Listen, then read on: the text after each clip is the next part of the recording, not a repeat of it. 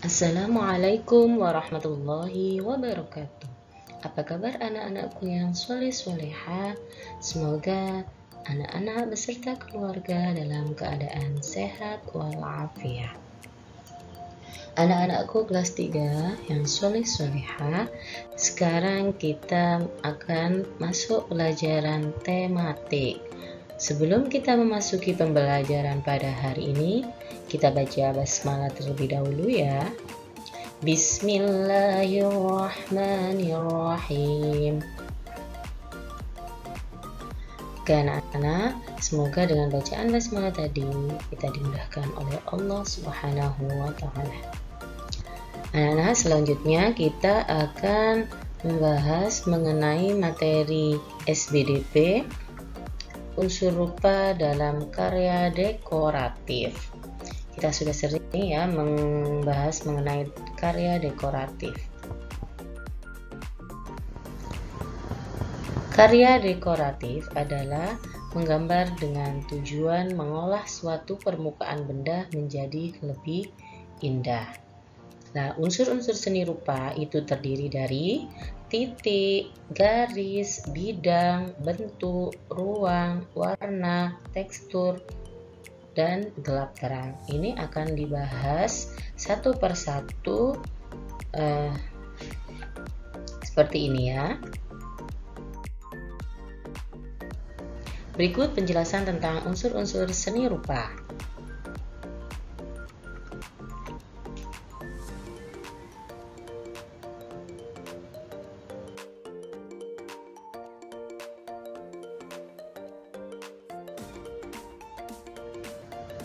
Nah, coba yang pertama, titik. Titik itu merupakan unsur seni rupa. Titik E itu merupakan unsur seni rupa. Nah, titik ini merupakan dasar yang berada pada dimensi 1. Jadi seni rupa yang paling dasar yang berada pada dimensi 1. Dibutuhkan adanya titik untuk membuat garis atau bentuk. Jadi garis, nah, kalau garis merupakan unsur rupa yang hasil dari penggabungan unsur titik tadi ya. Titik-titik kemudian menjadi sebuah garis. Garis suatu benda menjadi batasan atau goresan suatu benda. Kemudian bentuk.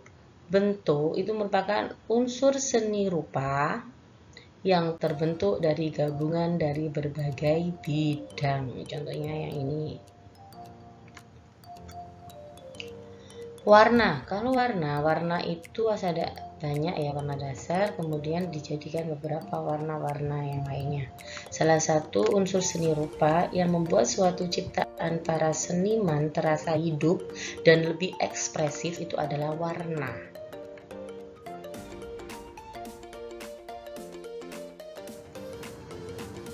Kemudian selanjutnya adalah tekstur. Kalau tekstur itu adalah sifat dan suatu keadaan suatu permukaan bidang atau permukaan benda pada sebuah karya seni rupa.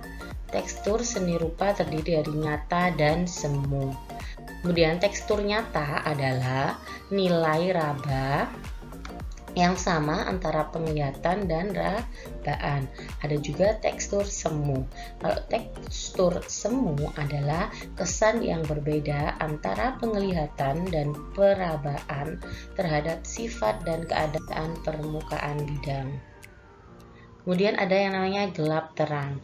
Nah, gelap terang itu adalah unsur seni rupa yang bergantung terhadap intensitas cahaya.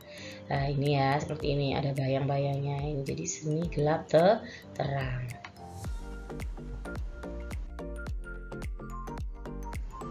Kemudian ada bidang. Nah, bidang ini pengembangan garis yang membatasi suatu bentuk sehingga membentuk bidang yang melingkupi dari beberapa bidang. Ini ya, lingkaran, persegi, persegi panjang, segitiga, dan lain sebagainya. Kemudian ruang. ruang itu dibedakan menjadi dua, ruang dalam bentuk nyata, misalnya pada kamar, kemudian pada patung, kemudian ruang dalam bentuk khayalan, misalnya ruang yang terkesan dari sebuah lukisan ya, contohnya ya.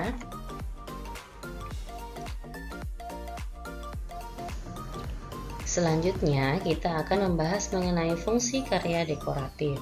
Jadi, karya seni gambar dekoratif atau ornamen yang penciptaannya itu selalu terkait dengan fungsi atau kegunaan tertentu pula. Berikut ini kita bahas beberapa fungsi ornamen diuraikan sebagai berikut.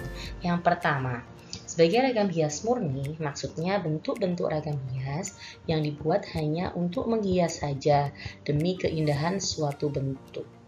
Jadi benda atau bangunan di mana ornamen tersebut ditempatkan, penerapannya biasanya pada alat-alat rumah tangga, arsitektur, pada pakaian batik, bordir, kerawang. Jadi pada alat transportasi dan sebagainya. Contohnya ini ya, ada di ornamen pada meja, kemudian pada kendaraan zaman dahulu, kereta kuda, kemudian pada batik. Kemudian yang kedua yaitu sebagai ragam hias simbolik. Nah, maksudnya bahwa karya ornamen yang dibuat selain mempunyai fungsi sebagai penghias suatu benda, juga memiliki nilai simbolis tertentu di dalamnya. Contoh penerapan pada motif kaligrafi itu pasti memiliki simbolnya lah, ini simbol dari kaligrafi. Kemudian pada pohon hayat lah, pohon hayat ini memiliki lambang kehidupan gitu ya. Itu adalah fungsi-fungsi ornamen sebagai ragam hias.